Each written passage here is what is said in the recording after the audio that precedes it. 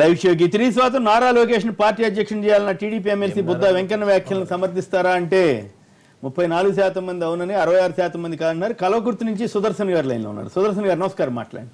Sir నమస్కారం. Sir నమస్కారం, మాట్లాడండి. నేను న్యాయవాది రఘునందన్ రావు గారితో మాట్లాడతాను సార్. మాట్లాడండి ప్లీజ్. ఇందాక మాట్లాడుతూ దారిలో ఒకటి నెక్స్ట్ ఆ కేసు ఈ కేసు అన్నారు. నేను ఒకటే అడుగుతున్నా, జగన్మోహన్ రెడ్డి కేసులో ఎవరైనా కంప్లైంట్ చేశారా నాకు జగన్మోహన్ రెడ్డి అన్యాయం చేశాడు అని? పైగా జగన్మోహన్ రెడ్డి మీద కేసు పెట్టేటప్పుడు is not at all MP, MLA, zilla parishad chairman, ZPTC member, MPTC member. ఆ కేసు ఎట్లా వచ్చింది, ఏ రకంగా వచ్చింది, ఎవరు తీసుకొచ్చారు? తెలుగుదేశం చెందిన ఎర్రన్నాయుడు, అశోక్ గజపతిరాజు ఎట్లా కేసు వేశారు? ఈ కేసు ఏంటి? కళ్ళ ముందు 5 కోట్లు ఇస్తామని 50 లక్షల రూపాయలు ఇస్తున్న కేసు కనపడితే ఆ కేసుకి ఈ కేసు సంబంధం లేదు, శంకర్రావు వేశాడు. ఏమండి, చాలా స్పష్టంగా కనిపిస్తుంది ఆ కేసులో ఏం జరిగిందో.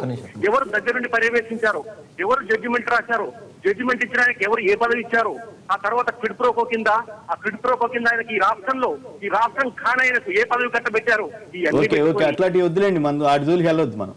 ఓకే అడగదలుచుకున్న ప్రశ్న ఏంటి అంటే న్యాయ వ్యవస్థ సరిగా లేదు అనేది వారి ఫీలింగ్. జగన్మోహన్ రెడ్డి వారి అభిప్రాయం వారు అంతా చెప్పుకోనియండి.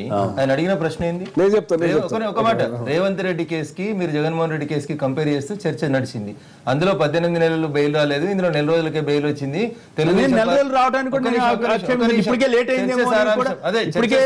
ఇప్పుడు విచారణ అయిపోయిన తర్వాత కూడా ఇంత కాలం ఉండాల్సిన అవసరం ఉందని కూడా నేను అడుగుతాను. అదే నేను చెప్పనియరు సార్, మీరేం తప్పు చేయలేదు. కానీ సుదర్శన్ గారికి అర్థం కావాల్సింది ఏంటంటే, ఆ కేసులో సెక్షన్లు వేరు, ఈ కేసులో సెక్షన్లు వేరు అనేది నేను చాలా స్పష్టంగా చెప్పినాను. అది వారికి అర్థం కావాలి. దీంట్లో ఉన్నటువంటి నేరం ఎంత, దానికి పడేటువంటి శిక్ష ఎంత అన్న దాన్ని బట్టి బెయిల్ ఉంటుంది. దాంట్లో నేరం ఎంత, దాంట్లో శిక్ష ఎంత ఉంటుంది అనేది ఒకటి ఉంటుంది. సుదర్శన్ గారికి తెలవాల్సింది ఏంటంటే, ఎమ్మెల్యేలను అరెస్ట్ చేయొద్దు, ఎంపీలను అరెస్ట్ చేయొద్దు, ముఖ్యమంత్రులను అరెస్ట్ చేయొద్దు అని భారత కానూన్లో ఎక్కడ లేదు. ఆయన ఎంపీ కాదు, జడ్పీ చైర్మన్ కాదు, రోడ్డు పక్కన పోతా ఉన్నాడు కాబట్టి ఆయన అరెస్ట్ చేస్తాం, ఈయన ఎమ్మెల్యే కాబట్టి ఈయన తప్పు చేస్తే అరెస్ట్ చేయొద్దు అనేది ఇండియన్ జ్యుడిషియరీలో ఎక్కడ లేదు. అది ముందు సుదర్శన్ అంత ఆవేశపడాల్సింది ఏం లేదు. ఎడికెళ్ళి పోటీ చేసినా, ఫోన్ చేసినా కానీ వాస్తవాల్ని మాట్లాడేటువంటి హక్కు చాలా స్పష్టంగా ఉంది. ఎవరికి పదవులు ఇచ్చిర్రు, జడ్జీలు ట్రాన్స్ఫర్ చేసిర్రు, జడ్జీలకు ప్రమోషన్లు ఇచ్చిర్రు, ఏదేదో మాట్లాడుతూ ఉన్నాడు ఆయన. It is very unfair on the part of Sudarshan. ఇప్పుడు మిమ్మల్ని రఘునందన్ రావు మీరేదో తప్పు మాట్లాడారని అంటలేదు. ఆయన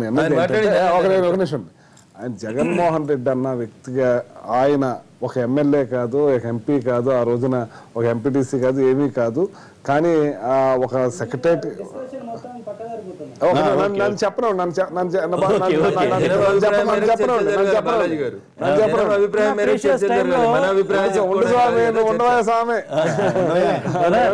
సబ్జెక్ట్ మాట్లాడితే బాగుంటది.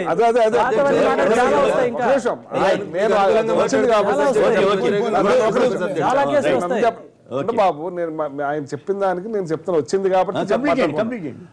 జగన్మోహన్ రెడ్డి గారు ఆ రోజున ఒక ఎమ్మెల్యే కాదు, ఎంపీ కాదు, ఏమీ కాదు, కనీసం సెక్రటరీకి రాలేదు, కనీసం ఏమీ రాకపోయినా సరే ఆయన రాజశేఖర రెడ్డి గారు చనిపోగానే అన్ని కూడా ఆయన చుట్టేసేసి ఆయన కేసు మీద చేశారు.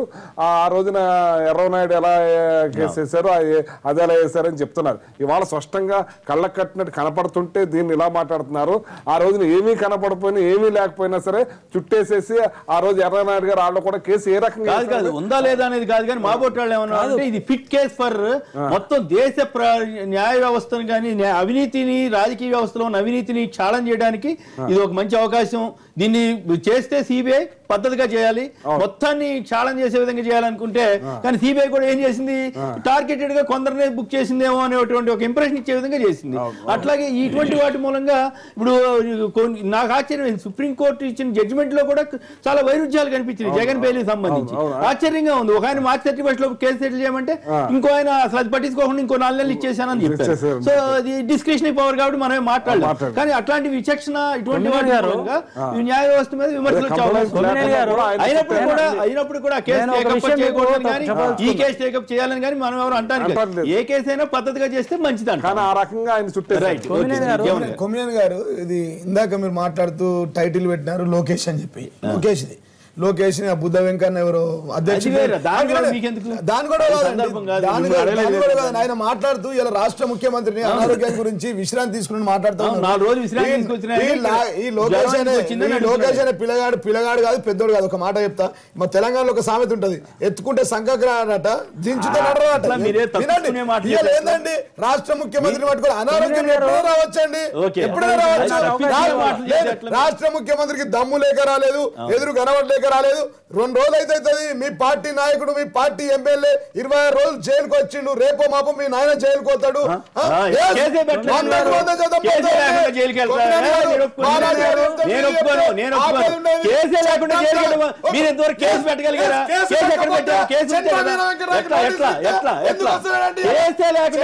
అంటూ తప్పది. కేసు పెట్టిన తర్వాత మీరు అన్నారంటే కేసు పెట్టడానికే మీకు ఆధారం దొరకలేదు. కేసు పెట్టడానికే మీకు ఆధారం దొరకలేదు.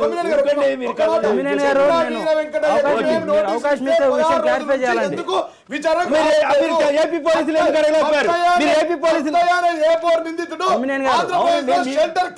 మీరు ఏపీ పోలీసులకి ఎందుకు నోటీస్ ఇవ్వలేకపోతే మీ బలహీనత కనబడతా ఉంది.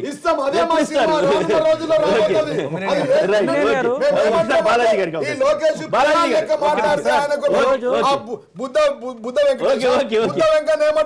అధ్యక్షుడు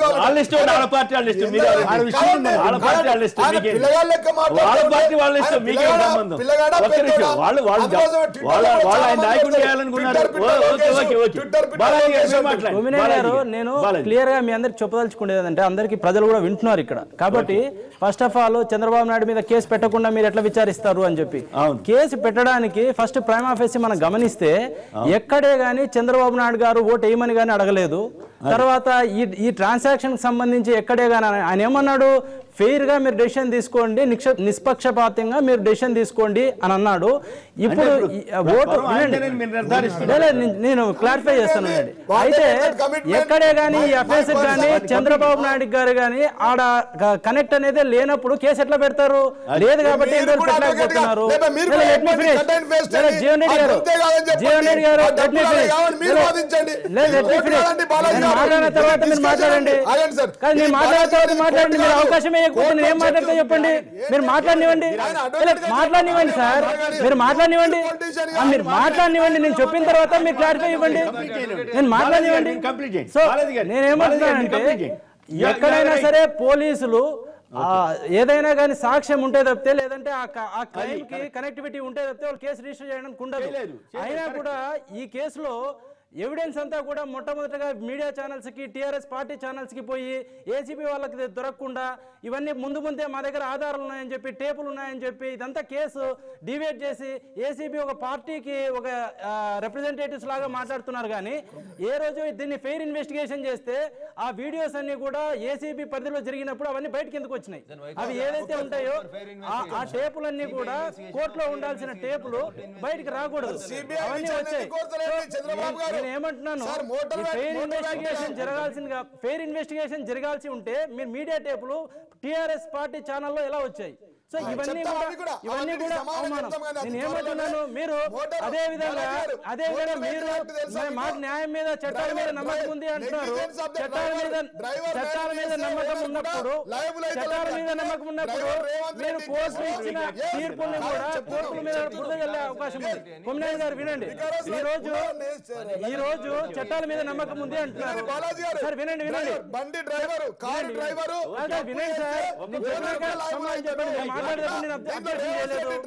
మీరు వినండి. మీరు విన్న తర్వాత మీరు ఏదని చెప్పండి. ఈ రోజు సార్ వినండి కొమ్మినేని గారు, ఇది చాలా జాగ్రత్త గమనించాలా.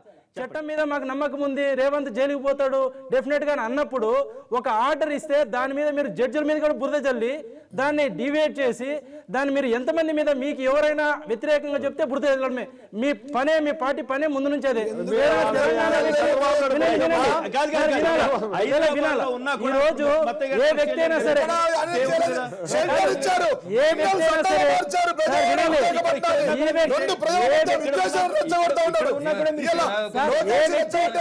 వ్యక్తి మీకు వ్యతిరేకంగా మాట్లాడితే ఆ వ్యక్తి మీద బురద చల్లడము. సో ఈ విధంగా మీరు ఈ విధంగా మీరు వ్యవస్థలన్నింటినీ కూడా కంట్రోల్ తెచ్చుకోవాలనుకుంటున్నారు. వ్యవస్థల్ని కంట్రోల్ తెచ్చుకోవాలంటే అది సాధ్యమైనప్పటికీ కాదు. సో కాబట్టి ఏదైనా చట్ట ప్రకారము మీరు నాకు అవకాశం చట్ట ప్రకారము ఏదైనా జరిగేటప్పుడు వాటిని గౌరవించాల్సిన బాధ్యత అందరికీ ఉంటుంది. జీవన్ గారు గమనించాల్సింది ఏంటంటే సత్యహరిచంద్రులకు వకీలు ఉండరు, దుర్మార్గులకి రావణాసురులకి రాక్షసులకి గుర్తుపెట్టుకోవాలి. వకీలు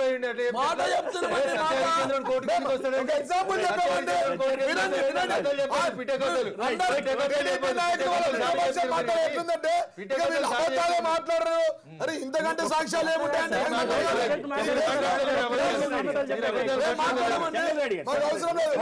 చట్టాల మీద నమ్మకం ఉన్నప్పుడు చట్టాల మీద ఎవరు మాట్లాడలేదండి ఇక్కడ.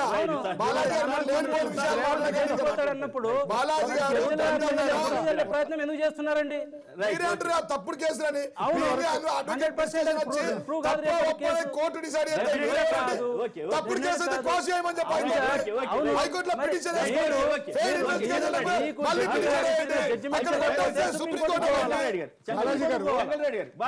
ఇప్పుడు వరకు చంద్రబాబు నాయుడు మీద కేసు పెట్టలేదు. అది కరెక్ట్. చంద్రబాబు నాయుడు 100% నిర్దోషి.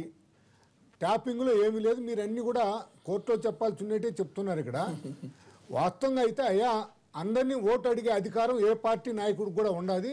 నేను అడిగినాను, మా నాయకుడు అడిగింది కరెక్ట్ అని నువ్వు చెప్పు, లేకపోతే మీ నాయకుడు చెప్పించు. నేను అడిగింది వాస్తవం, మేము డబ్బుతోనికి పోలేదు. ఎందుకు ఇదంతా కలపుల్ని నెల రోజుల క్రితం చేసేసి ఉండాలి మీరు.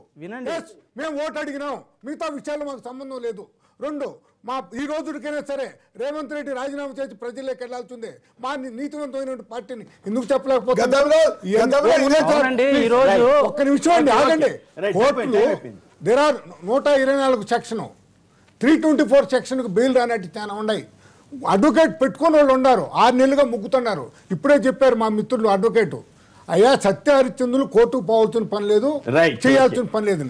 నిజాలు తెలుసుకోండి మీరు.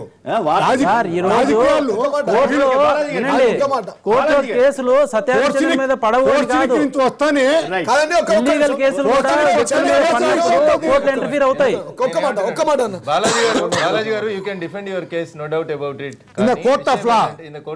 డిఫెండ్ కాదండి. నేను ఏమంటున్నానంటే ముద్ద మీరు కేసు పెట్టాలా అన్నప్పుడు నేను చెప్తున్నాను.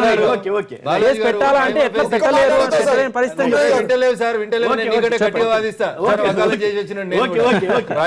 కేసు లేకపోతే ఎందుకు క్వాష్ అడుగుతలేరు? ఒక నిమిషం జీవన్, ఫెయిర్ ఇన్వెస్టిగేషన్ లేకపోతే కోర్టు పర్యవేక్షణలో ఇన్వెస్టిగేషన్ జరగాలని హైకోర్టును ఎందుకు అడుగుతలేరు? డిశ్చార్జ్ పిటిషన్ ఎందుకు అడుగుతలేరు? సో వాదోపవాదాలు కోర్టులో తర్వాత డిసైడ్ అవుతాయి. ఇరు పక్షాల నుంచి తప్పులు ఉన్నట్టు ఇన్వెస్టిగేషన్ జరగాలని మాట్లాడదాం.